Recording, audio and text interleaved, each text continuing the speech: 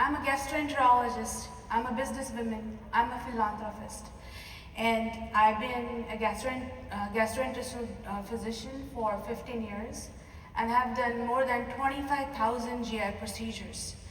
During my encounters with my patients, I know one thing, that true health lies within the gut. This morning we had amazing sessions. We talked about mental health. We talked about Florida being 20 and wants to be 5 and the mental health crisis in the country. But let me tell you a little secret. The mental health really closely connected to the gut health. And I'm going to tell you more about how a powerful gut will make you better, healthier, and lead to stronger economy for Florida. I have no disclosures to make.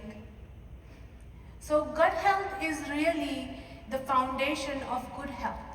We think gut does only digestion, absorption, and secretion. That's it. But that's not the truth. Gut does more than that. It impacts immunity, it impacts your brain health, and it also surveys your whole body to get healthier and better. So a little anatomy class for you guys. So gut starts from your mouth to the anal canal. The length of your entire gut is close to 30-35 feet, and your midgut is almost 20 feet long. The midgut has small little villi, and if you open that up, the surface area of the gut is more than the tennis court. It is the largest surface area inside your body that's exposed to outside environment. So you can imagine, you eat any food, you drink anything, any toxin, any parasites, any bacteria that first interacts in your gut and then gets in your bloodstream if your gut allows it. So your gut is your military base. The gut is full of trillions of microbes. So what are the microbes? Actually, it's a big organ that exists within your gut. We have trillions of viruses, fungi, archaea, and bacteria. They live within our gut. It is body's largest checkpoint, and it fights infection. So as I said, millions of bacteria, and it is your internal workforce. Just like for Florida to be successful, the employees of Florida have to be successful. Your gut bacteria have to be diverse and happy to make you healthy.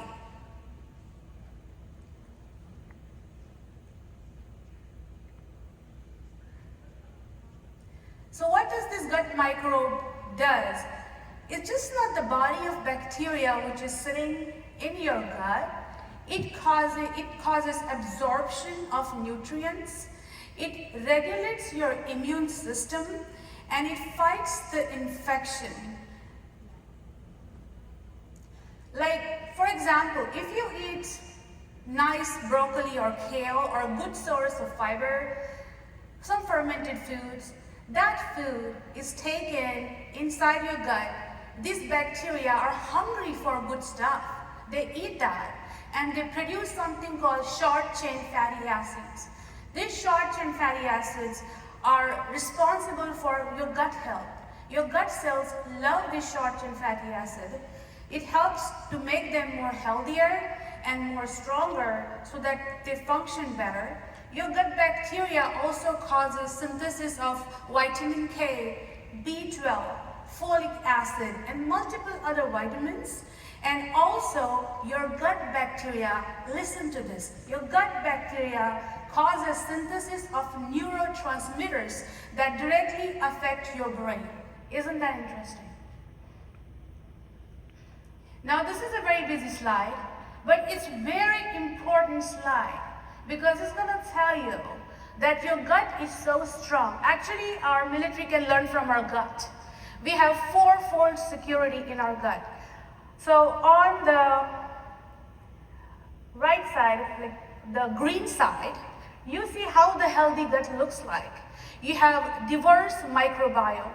There are trillions of variety of microbiome, which are ingesting the fibers that you're eating, that's producing the short-chain fatty acid, and this short-chain fatty acid is producing a thick layer of mucus. That is that green stuff below the bacteria above your gut cells. That's your second defense. Your first defense is the bacteria itself. If you ingest a bad bacteria, the good bacteria are fighting to begin with, so the bad bacteria is not able to establish its ground in your gut. Somehow, the bad bacteria gets into the gut. Then you have this thick mucus layer. They're floating, they're trying to get in, but they cannot get in. The third defense is your gut cells itself. They are healthy, they are thick, and they have these green junctions. They're called gap junctions. They are standing shoulder to shoulder, and they are not letting this bacteria to go inside.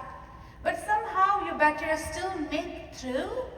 Then there is your bloodstream, and right below that gut cells, those blood vessels are full of immune cells. Your gut is the largest immune organ in your body. 70% of immunity is in your gut. It's constantly surveyed. If the bacteria comes in, your immunity is trying to kill it. So there's a fourfold mechanism to keep us healthy. Now look at the red slide. Your bacterial microbiome is weak. It's not diverse. It's not able to keep up with production of mucus, not able to keep up help with your gut cells. And what's happening? The bacteria cannot defend. The mucus doesn't exist. Your gut cells are thin and weak, and they're junctional gaps. And that's where this loose term came as a leaky gut syndrome. If anybody's seen Dr. Oz, he created that term. It's not a medical term. But what does that mean? Your gut is leaking. Whatever you're eating is going through your gut, and now it's going to go to your bloodstream, and your fighting cells are overwhelmed. They don't know who is good, who is bad. All they're doing is creating inflammation. They think that they have to keep creating inflammation, keep creating its immune response to keep you healthy. And what happens? Chronic inflammation. And if you know one thing, chronic inflammation is a killer. Chronic inflammation leads to cardiovascular diseases, diabetes, dementia, multiple cancers. And that's where chronic inflammation starts, in your gut. And chronic inflammation leads to poor brain function. So now let's talk about gut-brain axis. This is something interesting because you never thought gut talks to your brain. Gut is a second brain. Gut is the largest neural organ too after your brain. Gut has more nerves than your spine. It's called enteric nervous system. We have vagus nerve that directly connects our gut to our brain. So good gut impacts mental health.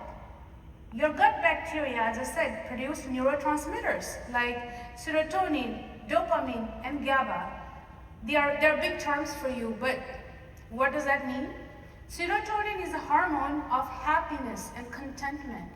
If you don't have enough of serotonin, doesn't matter how many roses your spouse gives you or what kind of promotion you get, you're not happy. And then you're like, I did this, I did that, I'm this here, but I'm not happy. Because you don't have enough serotonin that can be produced by your bacteria. Dopamine is a neurotransmitter for go-getters. It gives you motivation, it makes you active. If you don't have dopamine, again you're sad. You don't have motivation, you don't want to perform. But it comes from your good gut. And you don't have enough, then you take medications. And medication is a bandage. It's not an answer to solve our problems. So poor gut health, don't ignore, because it can cause all these disorders, including the heart disease, dementia, diabetes, autoimmune disorders, brain disease, multiple lung diseases, and fatty liver disease. So I want to pause here and I want to talk about two things because they're very dear to me. Being a founder and president of Citrus Colon Cancer Foundation, and I got invested in that because colon cancer is significantly increasing. It's #1 cause of death in young male in the United States. We were not expecting that 6 years ago, and it has gone so wild. I see my young patients dying with this preventable disease. And now there is a data that it's linked with poor diet, Western diet, and red meat and processed meat. So we have to talk about diet. We have to talk about gut health. The other disease is fatty liver. It sounds very innocent, isn't it? Fat wrapped around your liver. No. Every fat cells that's sitting on your liver is killing your liver every damn day. What happens is, this is a silent killer. You feel healthy, you feel great, but your liver is dying. This leads to cirrhosis of the liver, liver cancer. Fatty liver disease is #2 cause of liver transplant in the United States. It will be #1 by 2030. 1 in 3 Floridians have fatty liver disease. It's like a time clock that's ticking and you don't know. And fatty liver disease happens because of the lifestyle that we're living. The gut microbiome that's dying. So we need to really talk about these things. Now you'll say, gut health, chronic disease. Simple. It's complicated, but it's not that simple either, because gut health can also cause acute illnesses, poor gut health. For example, not long ago, this is 3-4 months ago, I saw a law enforcement officer, 47-year-old, father of 2, hard worker, a producer, and then a good taxpayer. He came with significant diarrheal sickness to the point that he cannot function. 20-30 bowel movements a day, and you're tired, and you are dehydrated, and you cannot function. We did the stool testing. He had a bacteria called Clostridium difficile. If you know, any of you know this, this is a community-acquired infection. It's very resistant, and it can, in a poor gut health, cause toxic megacolon, and it can kill you. But if you are somebody with diverse microbiome, and you get this infection, your microbiome fights with this bacteria, and you have no symptoms. It just becomes a part of your gut. But this gentleman, being on Western diet, working through night shifts, and just have no time for focusing on diet because we feel that we have to sacrifice our health to be productive, and that's wrong. Plus, he was given antibiotics for some dental health, and you can imagine what happened to his microbiome. He got severely sick. Multiple rounds of antibiotics for 2 months. Multiple hospital admissions, which cost a lot of money. Still not better. At the end, we have to give him fecal transplant, and that helped him. So if you look at the cost of every admission he had, was $40K to $80K, plus loss of productivity, community spread, because these bacterial spores last in the community or anywhere or any surface for 2 to 3 weeks. They're resistant to any sanitization. So if you're walking with poor gut health, which 1 in 5 Floridians are, you're gonna get this nasty disease and you're gonna be sick. You're gonna have loss of work days, absenteeism, loss of production. So you have to feed your microbiome, they'll protect you. So balance is the key. So how to create a healthy gut microbiome? Because I told you what happens with the bad stuff. It's not complicated. I'm not gonna give you a prescription for a medication. I'm not gonna give you a prescription for supplements. I'm saying stay away from unnecessary medications. And I'm a physician. I'm telling you that you will need to focus on diet which is wholesome. You need to focus on getting regular sleep, staying hydrated, Exercise, that's very important. And manage your stress. These are very simple things. But these things we don't have in today's society. Let me tell you this. There is a study done by NIH. What they did is they took a generation of rats, and that rat had amazing diverse microbiome. They started feeding the rat Western diet, and they did that for 4 generations. The 4th generation of the rat, when they looked at the microbiome, they had only 30% microbiome left compared to the rat who was full and diverse. So we have that 4th generation rats where we have 30% of good microbiome left, because how we have lived our life is not our fault. It's industrialization of the food. We are swimming in a toxic broth, and bad things are all around us. But imagine now, we are like those rats with 30% of diverse microbiome. What we are going to give to our next generation? If we don't make meaningful changes now, what are kids going to have? What is the generations after 2 or 3 going to have? We talk about giving wealth. We talk about giving security. What about this wealth? Because this wealth is needed for them to thrive.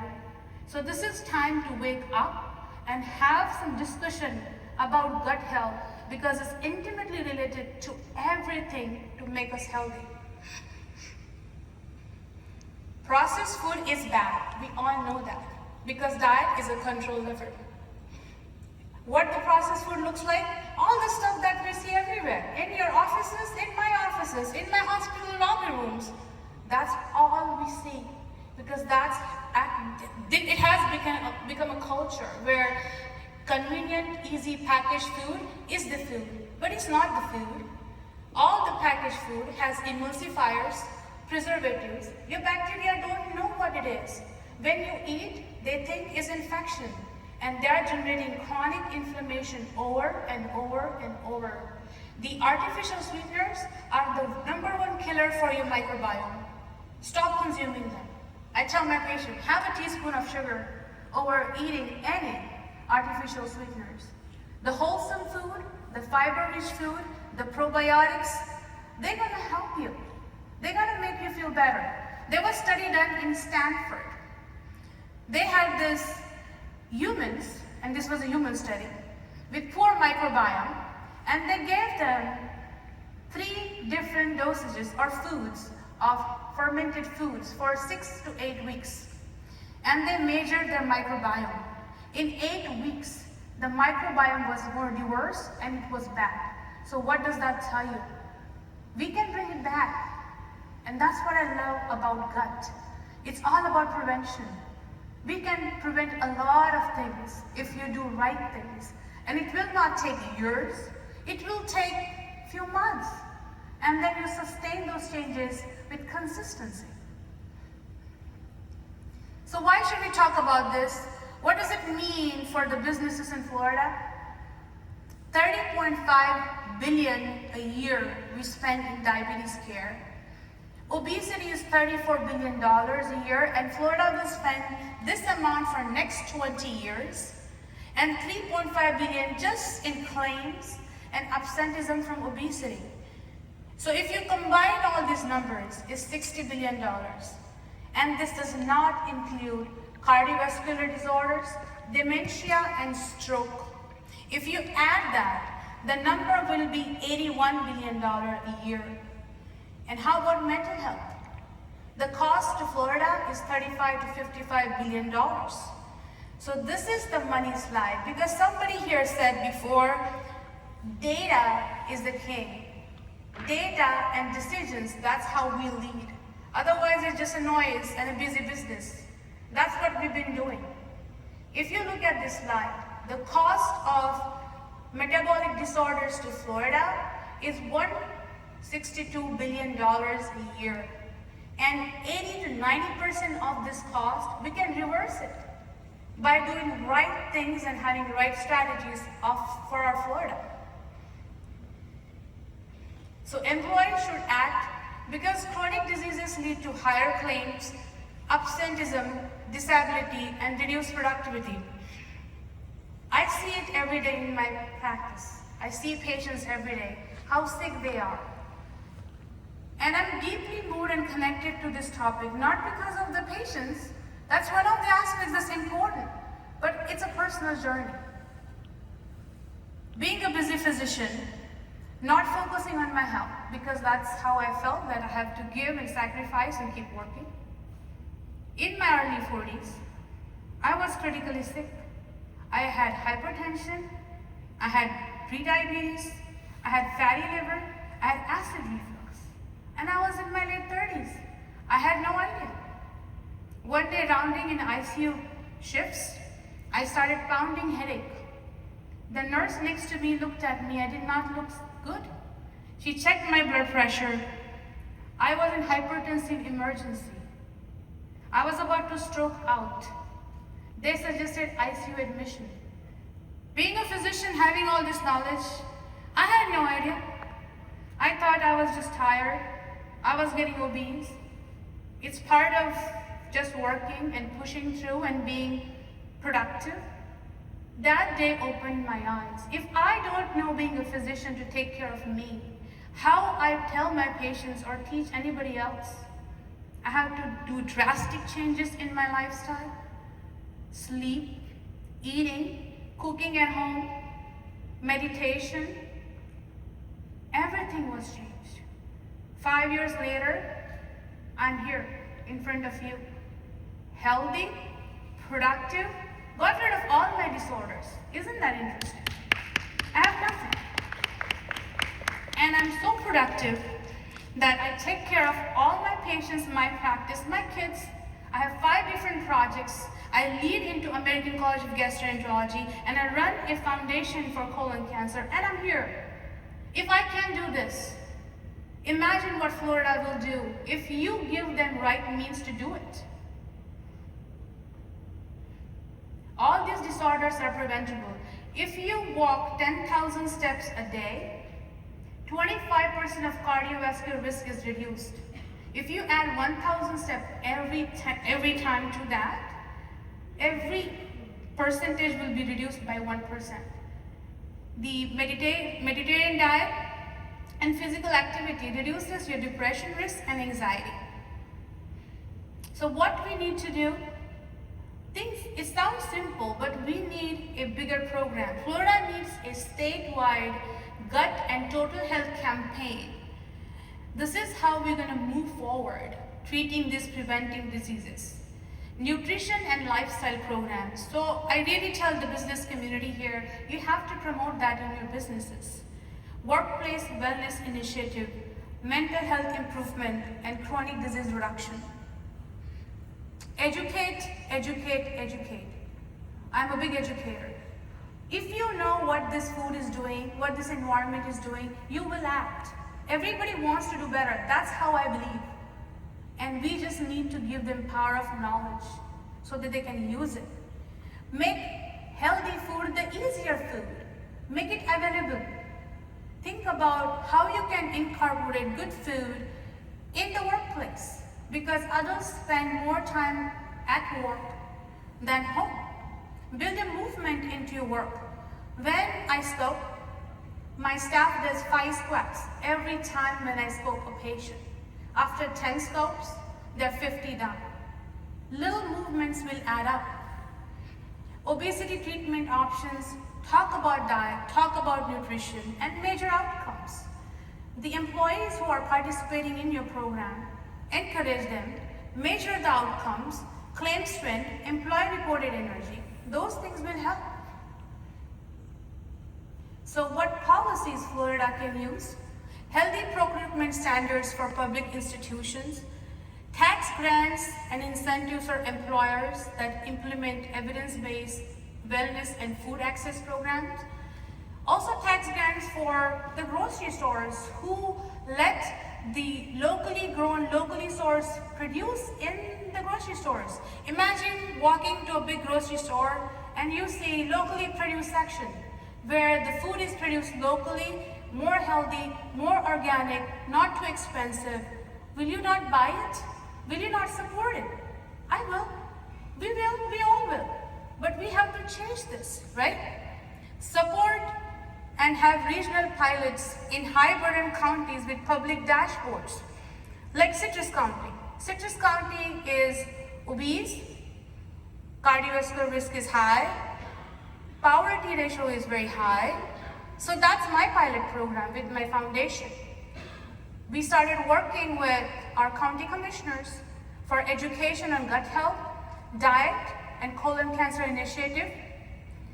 We have collaborated with our education foundation where we started the program with our kids because, as we said, 30% of mental disorders start in our youth. So food has to be targeted, the gut health has to be targeted in young kids. We have programs for elementary school, middle schoolers, and high schoolers. And we are working with our education foundation to implement all these programs. Also, we are working with our sheriff department, our law enforcement officers who are so busy protecting us, we fail to protect them, to educate and empower them. We have sessions why colon cancer prevention, gut health is important for them, so they can focus on that. And we also need cross-sector coalition. State government, employers, payers, school, health system, and community group, we all have to come together to move this initiative forward. Goal is make the healthy choice the easy choice and the only choice. Japan has done that. Some other countries are working on it. Why we are behind? Then let's Florida begin with it. And then we can lead the nation in this initiative. So my closing message is, healthy microbiome supports healthy people support healthy businesses, and healthy businesses support a stronger Florida economy. So let's work together to create a healthy Florida and healthy gut for Florida, and that will change the future for Florida. Thank you a lot, everybody.